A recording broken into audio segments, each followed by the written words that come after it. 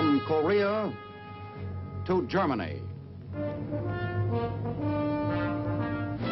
From Alaska to Puerto Rico. All over the world, the men and women of your Army are on the alert to defend our nation, you, the American people, against aggression. This is the big picture.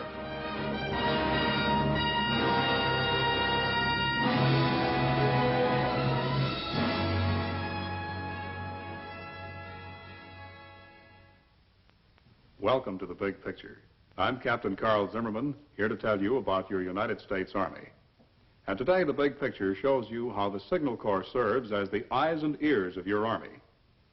You'll see how the Signal Corps, using highly specialized skills, devices, and techniques, provides the intricate communications and other facilities without which modern warfare would be impossible.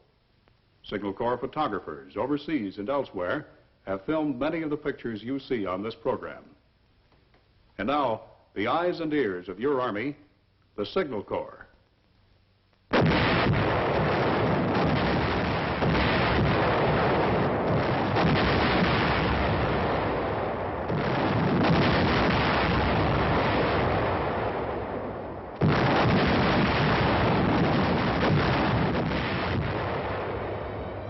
This is war, modern technological war, a war of speed, movement, and quickly concentrated firepower. A fluid kind of war in which surprise is a major weapon.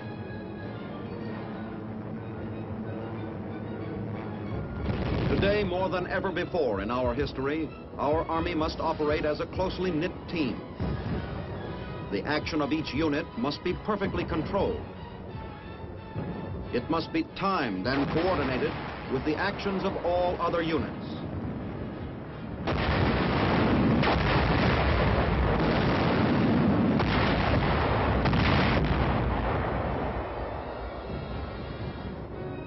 Communications are vital for a rapid exchange of facts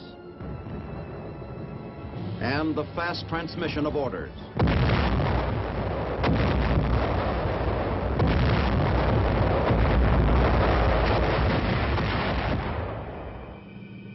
In the United States Army, it is the Signal Corps that maintains these nerves of communication. The Signal Corps designs and develops equipment, installs it, and operates it.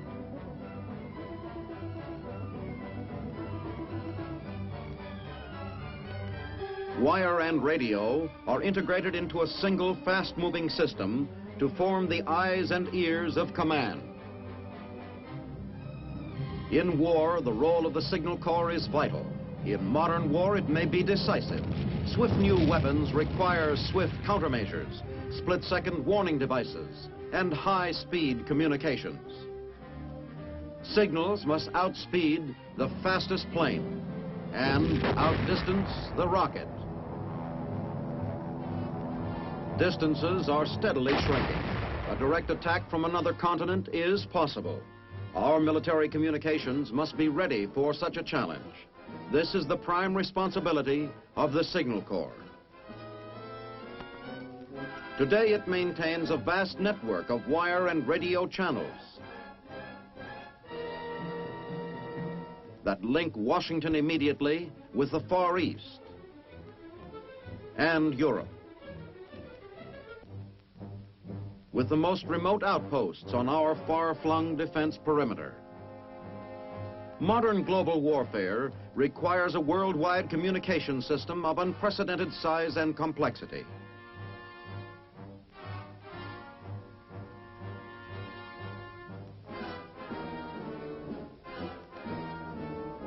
Such a system has been set up by the Signal Corps.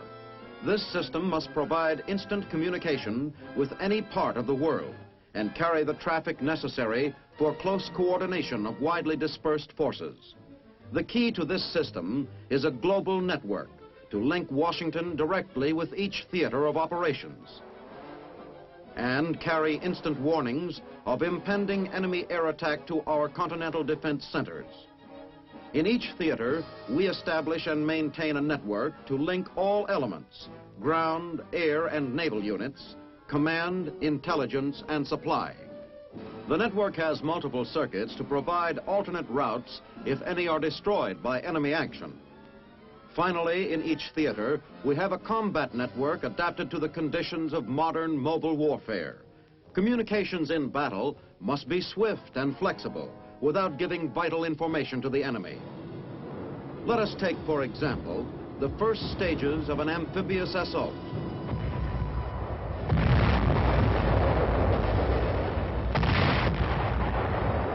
These are the critical moments when precise timing counts most, when success may depend on a momentary advantage.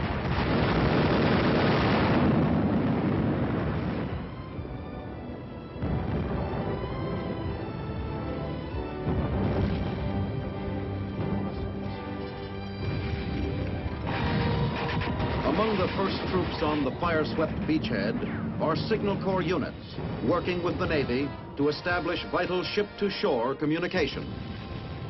Means must be flexible. The signal must go through.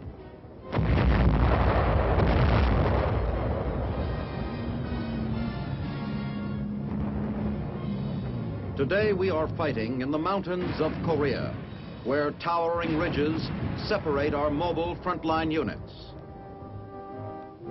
and interrupt radio-telephone communication. Messages must get through.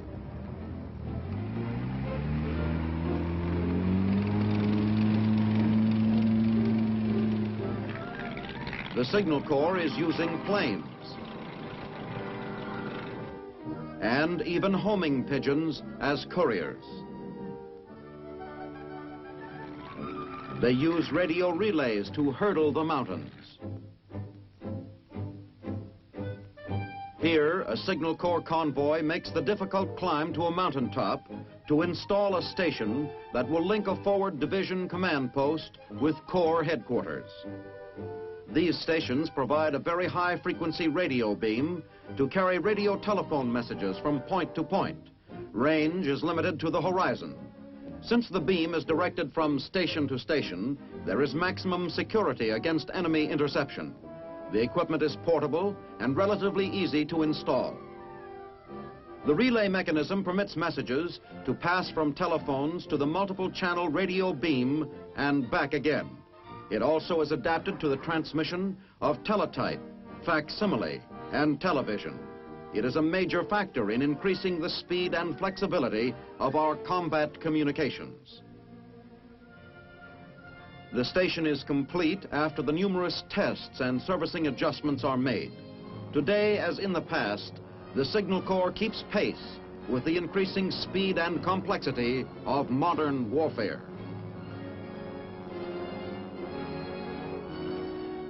The Signal Corps has participated in the development of many of the electronic devices now used by our armed forces. It devised the controls for the television bomb. A television camera mounted in the nose of the bomb transmits a picture that shows the location of the target. Now, watch the operator steer the bomb by radio.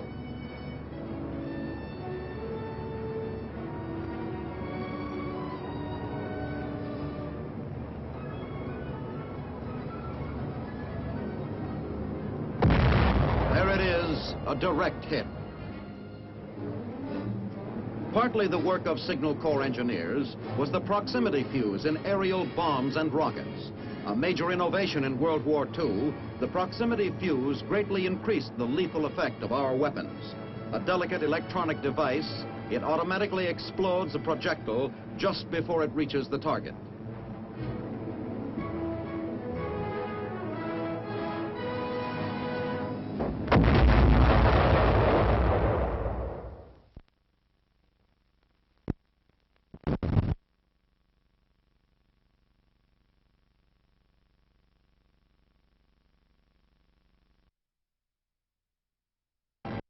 automatically explodes a projectile just before it reaches the target.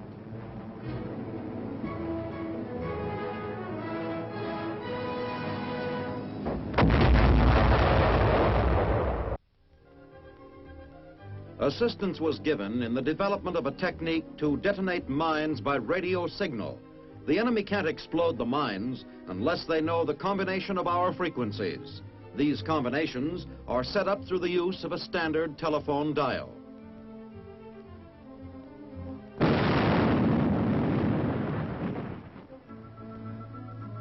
Motion pictures made by the Army Pictorial Service of the Signal Corps have helped to train every man in the Army, whatever his job.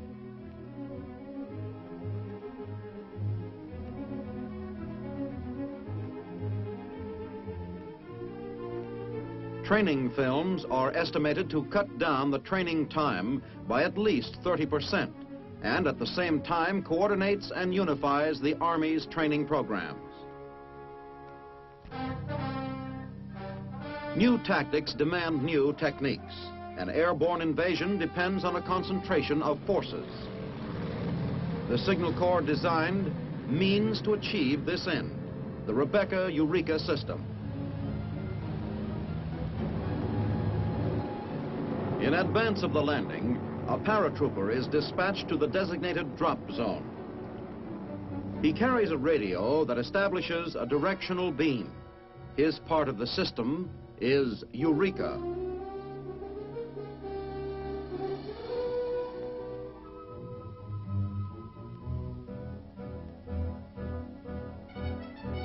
Troop carriers follow with Rebecca interrogators to pick up Eureka's beacon.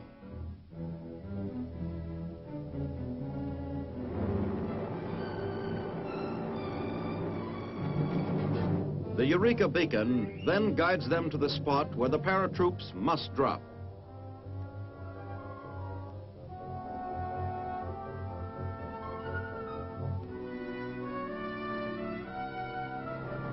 Movement of men and equipment to the airhead is precise, not a matter of guesswork.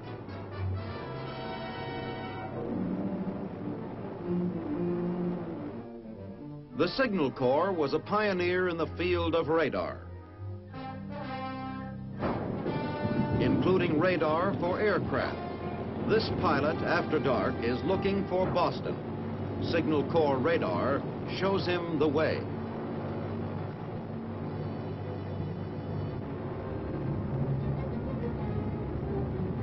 Here is what he sees as the sensitive echoes appear on his scope. The white spots are Boston and the surrounding cities. This gives him his bearing. With this device, bombers of the U.S. Air Force can now find and hit their targets at any time of day or night and in any weather. Signal Corps radar today is the electronic eye that enables our troops in the field to spot hidden enemy mortars and artillery from the arc of their shells in flight, to obtain necessary data for accurate counter-battery action.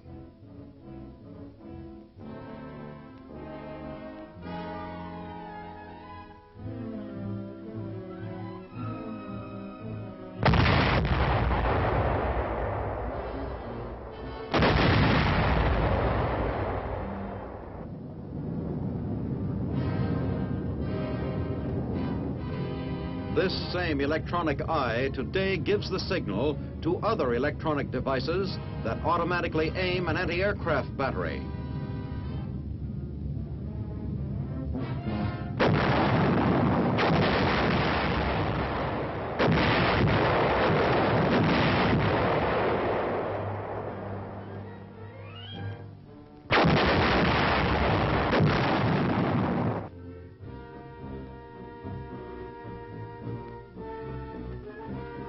The Signal Corps is the Army's official weather observer.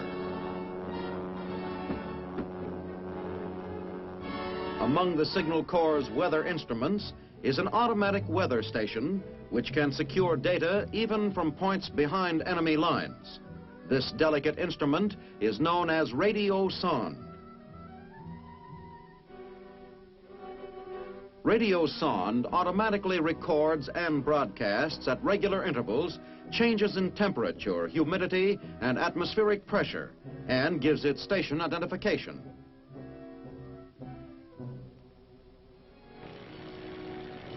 Signal Corps units were among the first to exploit the use of aircraft in warfare. From the Signal Corps' aeronautical section of World War I grew our present Air Force. Today, the Signal Corps again has an air section for photo reconnaissance.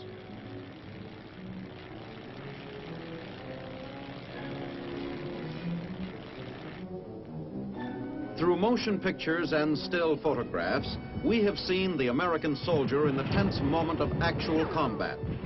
Think about the men who take these pictures. They have to be in the thick of the action. The Signal Corps combat photographers obtain a visual record of events at the front that is vital to our commanders in making decisions on strategy and tactics.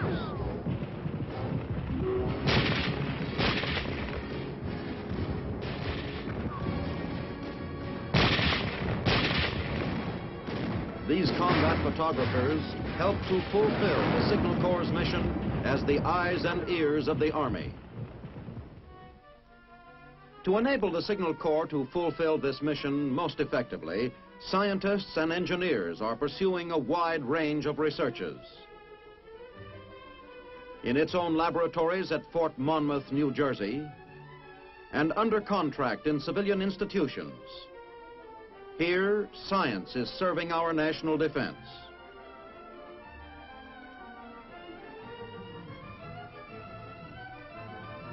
Today, the main focus of this research is in the field of electronics, on the electron tube, which is the key to radio, radar, television, telephoto, and numerous other devices.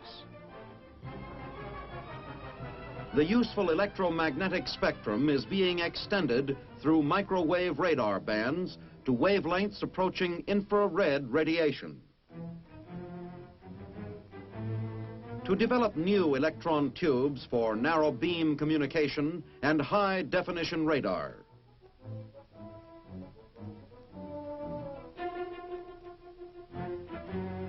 Signal Corps scientists are exploring the properties of the quartz crystal, the vital component that controls the frequency of most radio transmitters.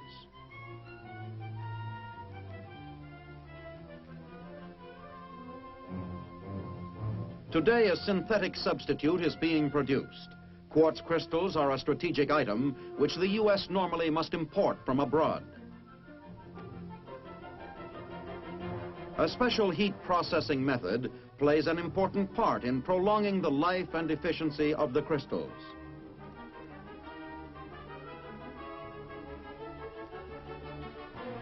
Our scientists are studying the chemistry of batteries and developing new types to make portable radios lighter and smaller without loss of range. Battery capacity has been increased as much as 5 times, while weight has been cut in half. New power equipment is being designed, from compact 150-watt units to giants producing 15,000 watts for round-the-world radio transmitters. One of the problems of basic research is to discover how these radio waves travel.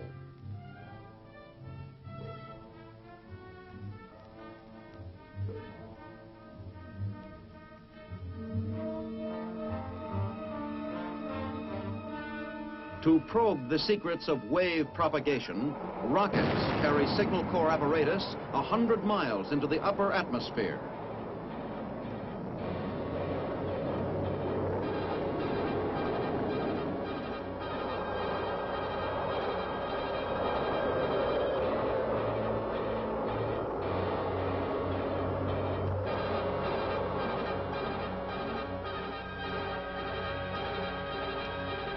The Signal Corps made man's first contact with the moon.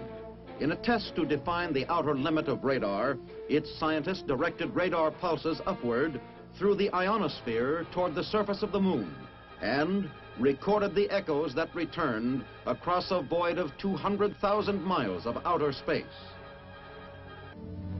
The Signal Corps is developing mobile television to flash battle scenes to our commanders and serve as the electric eye for our Army.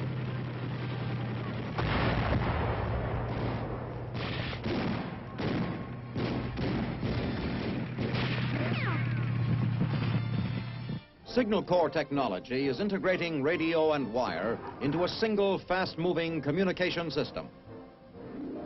It is possible now for this man to communicate directly not only with this man and this man, but also with this man, so that all of them fight as a team. This solves only one problem. All equipment must be highly mobile to fit the tactics of modern warfare.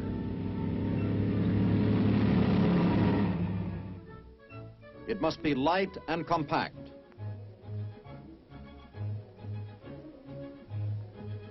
Many new circuits no longer use conventional wiring. Instead, they are printed on strips, easily put into mass production. The Signal Corps has sharply reduced size and weight in a whole new series of portable radios for company and platoon. Field switchboards have been streamlined, but have greater capacity. Wire is lighter. During World War II, it took 2 men to lay wire with this cumbersome reel. The same footage now can be contained in a 26-pound package. It can be laid by 1 man. It can be laid by jeep or by plane over miles of rough country in a few minutes.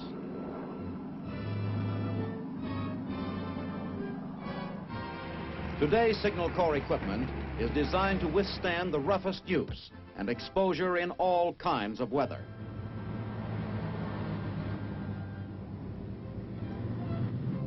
New specifications have to be met for new tactics of warfare. Size and weight are important in an airborne invasion.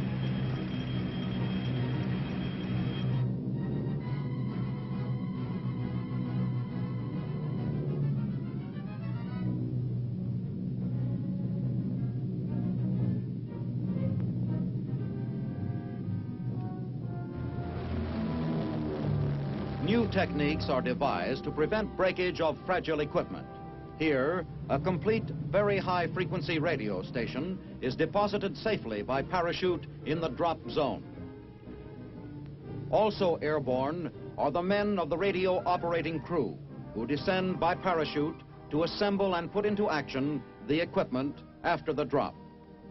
6 special containers swathed in heavy canvas padding hold the complete assembly, including 2 dipole antennas, power unit, frequency testing oscillator, and the radio receiving and transmitting apparatus.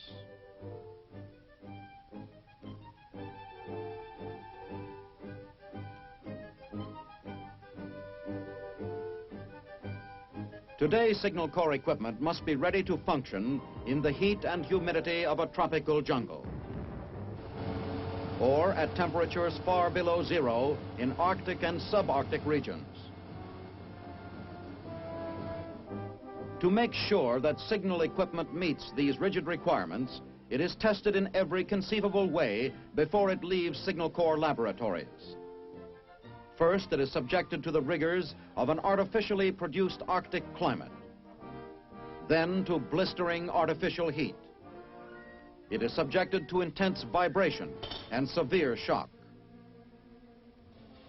It is exposed to drenching rain and enveloped in penetrating fog. In war, both men and equipment must face wide variations in weather.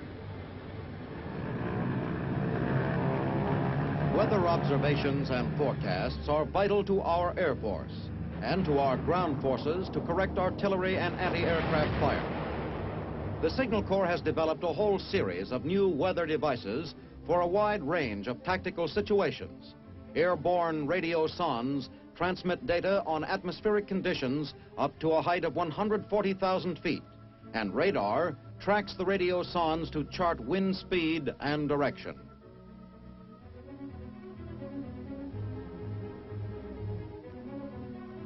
A special type of radar has been devised to detect nearby storms and long-range detection systems that automatically plot the position and path of a storm thousands of miles away.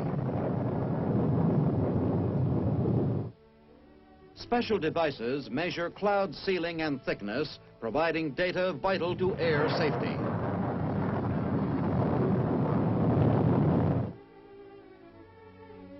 Charts based on weather data gathered by these and other Signal Corps devices quickly circulate by facsimile transmission through the arteries of the Army's integrated communication system, giving information to our forces that is vital in all tactical situations. Today's Signal Corps communications are the link that enables ground and air forces to cooperate directly in battle. Here, a frontline observer pinned down by the enemy accurately guides a bomber to an enemy bunker. If another world war should come to this nation overnight, the first threat to our country and its cities may be a long-range attack by transocean bombers or missiles. Today, electronic devices can detect and warn of the intruder's approach from a perimeter of ships at sea and from a rim of scattered outposts. Today, planes can travel at sonic speeds and faster. Warning signals and target data must travel at once through our signal systems to automatic plotting devices at fire direction centers for split-second counteraction.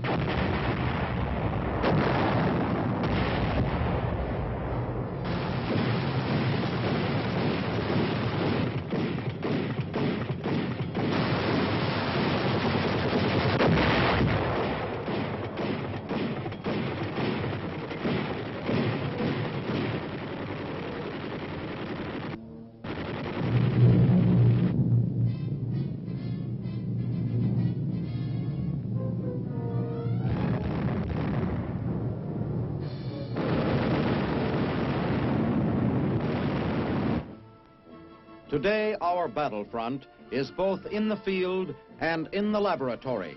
In both, the Signal Corps has a major role.